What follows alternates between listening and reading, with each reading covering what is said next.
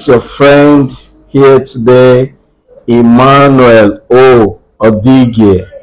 Yes, I'm coming your way today to share with you a very important topic. We call it emotional intelligence and financial discipline. Last week, we started an episode on discipline and five major areas where we need to be disciplined at. But I'm not going to be doing a recap. It will be very nice if you can go back on the video for last week. It's going to also be on our YouTube channel, Inspired Emmanuel TV. It's going to be there maybe this week or so. It's going to be uploaded there, and you're going to see details on what we said on discipline. But today we're going to be looking at emotional intelligence and financial discipline. I've come to realize personally that it is not how much you make that really matters. It is not how fat your paycheck are that actually matter. It is how much you can do with as much as you have. All right? It is not how much your paycheck is that matters. It is how much you can do with what you have. So we're going to be looking at how do we really manage our finances. Because the difference between a man who has become successful and another is the way they manage their finance. And this has to do with their emotional intelligence and the discipline that they've been able to put on themselves as far as their financial pursuit is concerned. So, when we talk about emotional intelligence, sometimes we want to always look at it from relationship. Yes, it's fantastic. We look at how we relate with people, how we deal with things, how we deal with people. But we're going to be looking at this, in regards to how we manage our finances. One of the things we've come to realize is that when people earn money, the first thing they do is to start paying other people. Yes. How do they pay other people? When you earn money, you want to pay your landlord. You want to pay your rent. You want to pay your bills, your utility bills. You want to pay for your grocery. You want to pay for every other bills. If you are married and you have kids, you want to pay for the children's school. You want to pay for your mortgage. If you have a mortgage, you want to pay for your car loan. You find out that when you earn the money, all you started doing is that you pay like 6-7 vendors, and the one person that you have not paid is yourself, who actually did the job. Wow. What has happened to you? You have actually earned money, but what have you done with the money? You've not been able to put up level of intelligence to understand that as much as you're going to pay other people, you must first pay yourself, because you did the job. All right? You did the job. You did the job. You earned the money. So you were supposed to first of all pay yourself before you begin to pay other vendors. Yes, am I saying that you pay yourself before you pay your landlord? Don't try to understand that, shelter is a necessity. As a matter of fact, it's one of the basic needs of life. We need shelter, we need food, we need this thing. These are basic stuff. So how do I pay myself when I have not paid for these things? Listen to me. There is no amount of food that you're going to eat that's going to make you live for the rest of your life without eating again. That is, we are actually not alive to eat, but we eat to live. There's a concept that has been put up. We grew up with this concept and we've always known it. They told us that yes, it's 3 square meal. But the question you want to ask yourself is 3 a square or a triangle? So you find out that the concept of 3 square meal is just in our minds. It's what we've been taught with. It's what we've grown up with. So you actually just need to eat to live. All right. So when you spend all your money on grocery because you think that food is a basic necessity, you may end up actually not being able to put up a sufficient amount of money for yourself. And I'm going to tell you what you do with the money you pay yourself, so that you understand. We're going to ask us, okay, at what point will I use the money I pay myself? Yes, hold on. We're going to get there. We're going to tell you what to do with the money that you pay yourself with. All right. So now when you pay for your shelter, again, you should understand that you only need to sleep in one room. And as a matter of fact, in that room, you only need the best space. Even in that bed, you only need a particular corner for yourself. All right. So no matter how big or how mighty your home is, you definitely just need a room to stay. So if what you are paying for your landlord is taking chunk of your money, you may want to cut down on that. You may want to reduce it. You may want to look at areas that are not high brand areas, medium eco earners areas, whatever you want to call it. But one thing you should understand, it's not the area that you live that matters. It is what is within you that matters. As a matter of fact, it's out of the abundance of what you have, that you begin to attract whatever you need, even finances. So if you want to grow your success financially, you must be able to understand that paying these vendors, paying your landlord, paying your grocery shops, paying, have you noticed that when you go shopping, maybe during the mountain, the malls are always very crowded. The malls are always very crowded. What happened? The people have just earned money. What are they doing? They are all coming to pay the grocery shop. They are all coming to pay the supermarket. They are all coming to pay. But 90% of these persons had failed to pay themselves. And that is the reason why they can go from paycheck to paycheck, because even if they have a break on the paycheck, let's say for a month or two, they are out of cash. I remember where I used to work then, in Green Line Metro. I used to have a colleague. They earned very fast. They earned far, above what I earn. And just before the month end, you hear some of them complaining already, telling you, Emmanuel, can I get some $50, just to buy petrol? I'm like, come on, you guys earn far better than myself. What happened to your money? What has happened to it? What has happened is that they've gone ahead to pay vendors. They've gone ahead to pay other persons who were not part of the job, but the one person they fail to pay is themselves. I read for us here what Buffett said. He said, if you cannot control your emotion, then you cannot control your money. So when you go to the mall during the mall 10, you find out that most of the items in the mall are almost calling your name. Yes, you turn here, an item is telling you, oh, I'm on promo, just buy me. Yeah, that's the skill for the businessman. I'm on promo, just buy me. You're like, why should I? Let me just buy this on promo. It's a best buy. Listen to me.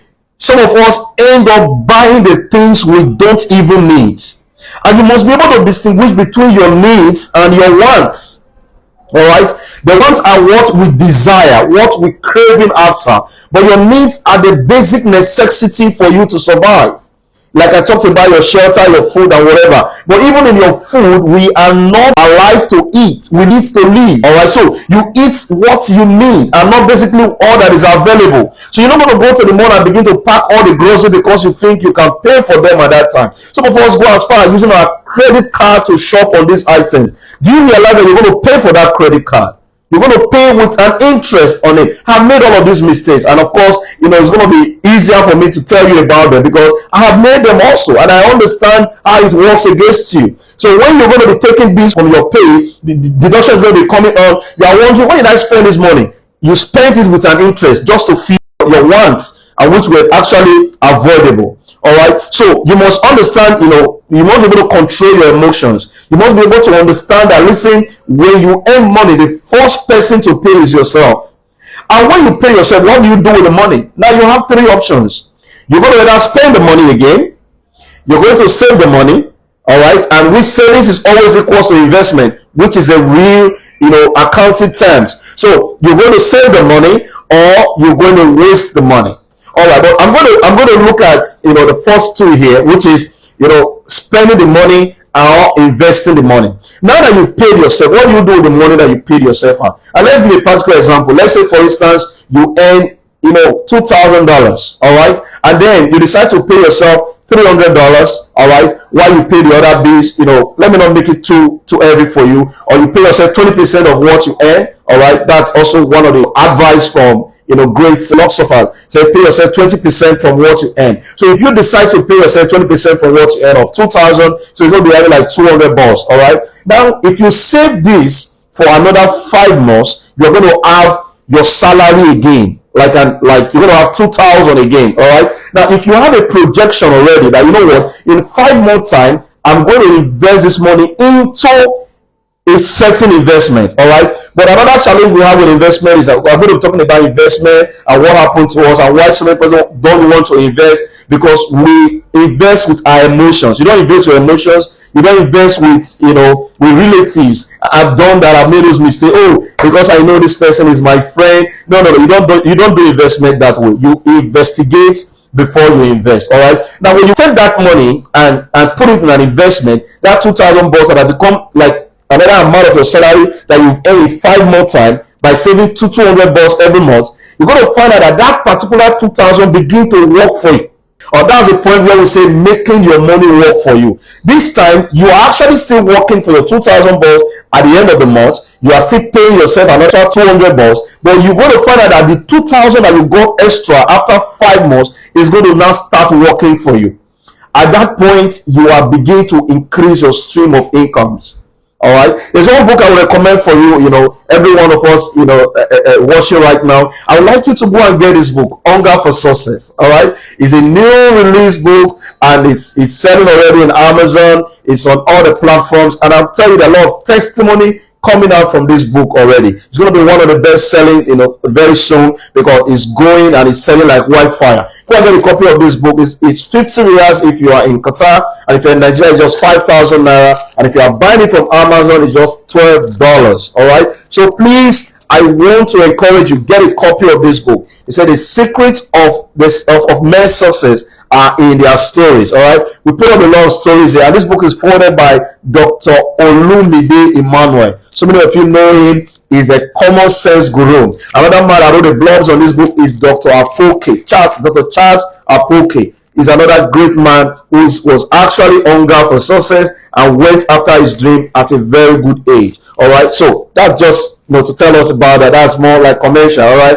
now let's come back to our teachings. So what you have earned after these 5 months, now this money has started working for you. I call that impregnating the money. All right, you've impregnated that 200 bucks that you're saving every month. You've impregnated it. Now that 200 bucks now begin to is on an assignment for you.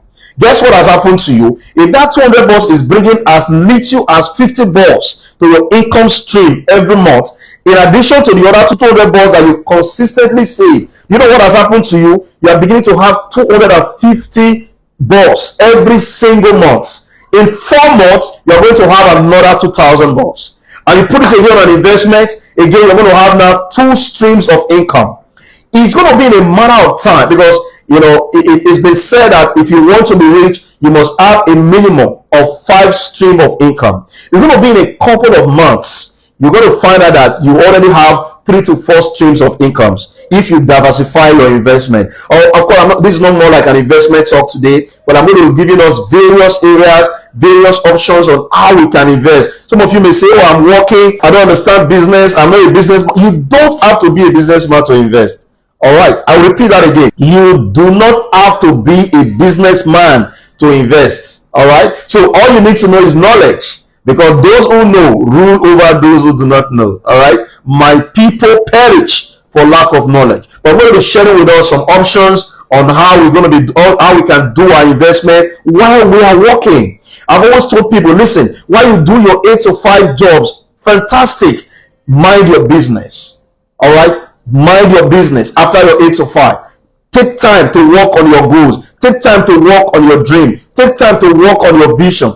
Take time. You are not actually created for that job. All right, that job is just a means for you to get to your destination. All right, so please, I will admonish us that even whatever nature of job you are doing, once you close out from your job, your businesses or your job, take time to mind your business. Take time to develop on your career. All right, and that just to give us an encouragement on that. So we're going to go back now to our teaching now on what 3 things we can do with our money. I wrote something here, and it's a quote, and I would just like to read it the way I wrote it. I said, if you do not have a plan for your future will take up a plan for you without your consent. Yes.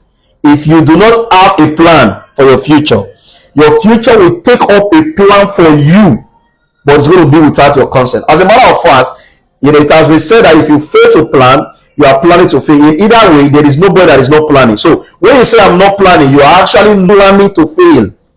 So when you are working right now, have you thought about the fact that your job is not going to be forever? So whatever job you are doing right now, I don't care how secure that job seems like. I don't care to know how important you are to the organization. There's going to be a time that either the organization is not going to need you again, or you're going to get tired of working in the organization. So if you have not put up, have a plan in place for your life and for yourself, then what are you going to start up life with?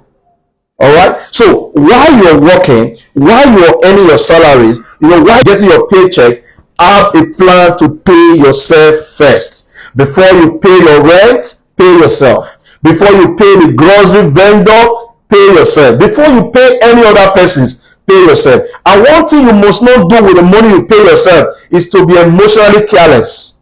Yes.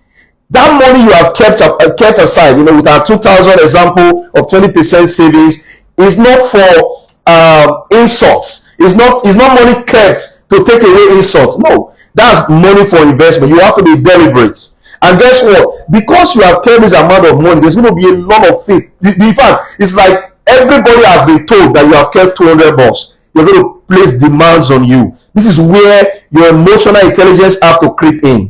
People are going to play, they're going to play on your emotions. People are going to come to you and come with problem. Imagine somebody coming to you to tell you that, you know what, you have an emergency. You ask, what's the emergency? Oh, my wife just delivered. Come on. How is woman delivering an emergency? He gave you a 9 months notice. It's supposed to be a 9 months plan. You don't give to birth the day of conception. So if you are not emotionally intelligent, you go and take the 200 bucks to solve a problem for a man who has refused to plan for 9 months when the wife got pregnant. So you must understand that, listen, that 200 bucks in the example we just gave right now is not for solving emergency problem. Do you know one truth? And I've tried this, and I've told my wife this also. There are people that call you for distresses, and not because you are too harsh, but you decide to deliberately, because you have also planned your life, not to attend to those emergencies. You find that they don't die. Nothing happens to them. They come out of it alive. They are always better. Nothing happens to them. It is just that it's going to happen without you. And guess what? Because you already have a plan for your future, you don't want to have the kind of emergency that you'll be needing them to come and solve later. You're going to find out that at the end of the day, they will not have an issue with you just because you didn't help them that day. But if you start doing the help and you refuse to continue doing the help, you will not have an issue with them. Yes, especially friends and relatives. So my encouragement to you, brothers and sisters, when you earn your money, the first person to pay is yourself, because you work for this money. And this is not money to go and take yourself out and and have some nice vacation. Of course, you can have that as your disposable income, but I'm talking about an amount you set aside to invest in your future.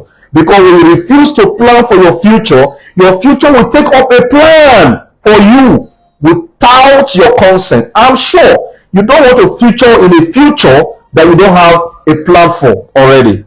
You don't want to be part of a future that you didn't plan with, or you didn't have a plan for. And there are so many persons who are in their pensionable age right now, and this is one of the things that put them at that stage. And some of them are actually not enjoying the rest of their life. You don't want to live your life that way. You don't want to spend all your money that you earn. At the end of the day, people who you are spending this money for, they come back to ask you, what have you done with your money? You've been working all these years, especially those of you in diaspora. They will ask you, what have you done with your money? You've been abroad for so many years. What have you done with your money? These are questions that come from people that you may have at one point or the other, take out that's your own future plan money to assist. So you must be disciplined. You must be courageous. It takes courage sometimes to say no. But guess what? No is actually an unmerited word. You must not consent to everything. If it does not work with you, if you are not cool with it, it's not part of your plan, just say no. And one of the things I've adopted personally is, when you come to me with a budget that is already outside of, as a matter of fact, I give, all right? So I give, and I encourage giving, all right? I give, and I don't want to say at what scale I give here, because I'm not actually here to talk about myself. But when you give, you should give with your plans, all right? And when you've exceeded those plans, learn to tell people to wait, all right? Put them in the next budget, so that you don't temper with that particular 200 bucks, all right? In our example, that you have paid yourself. When you pay yourself, make sure that money you pay yourself is not expended again. Make sure that money you paid yourself is not wasted. One thing you must do with the amount you paid yourself with is you must invest it. You must impregnate it. You must make sure that that money you paid yourself begin to bring forth children, grandchildren, great-grandchildren from the money that you've paid yourself while you are still earning from your stream of income, while you are still working. All right. So God will come your way with several other things to do with your money. Really for those of you abroad, or even those of you wherever you're watching me from in your own country, how you can actually invest that $200. In our example, as little as $200, what you can do with it. All right. How you can invest it into ventures, and it begins to bring forth income into your stream of income. All right. So if you have any questions, just drop your question in your comment section. Or I will be very, very glad to answer your question. Or you have any topic you want us to talk about, it will be nice that you drop this number, your questions there, so that we actually, be able to answer them or be able to relate with you. You can actually slide onto my DM. We can discuss one-on-one. Of course, I've been having such conversation with people, already. Once again, I want to tell you, this book, Hunger for Success, is one book you must not fail to have in your library. Readers are leaders. If you ever want to lead in your generation, you must have information that people in your generation and people before your generation are having. Arm yourself with information, because those who know rule over those who do not know. Hunger for Success is the title of the book. It's on Amazon, and it's also available in hard copy in Qatar. All right. And if you want to contact, for contact person in Qatar, 744-56044. For Nigeria, +234-8066-464698. All right. You'll be calling Mrs. Ada, and she will definitely be leading you on how to get the book. We have some copies in Abuja already. We have in Lagos. We have in Edo State, Benin City. If you are a distributor, you go to the bookshops, you want to have, some of these copies, just call up, and, we have a deal with you. And trust me, it's a wide selling book. People are already giving testimonies.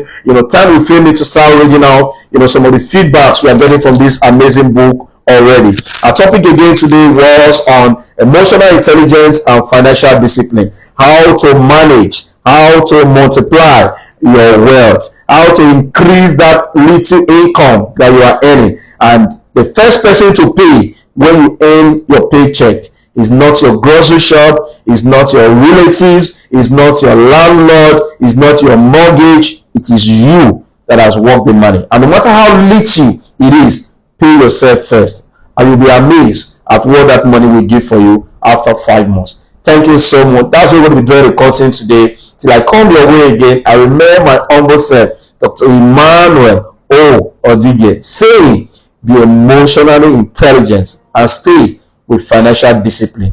We'll come your way again next week this time, and we're going to be giving you amazing options of what to do with the money that you have kept as a payment for your work. Thank you so much, and remain blessed.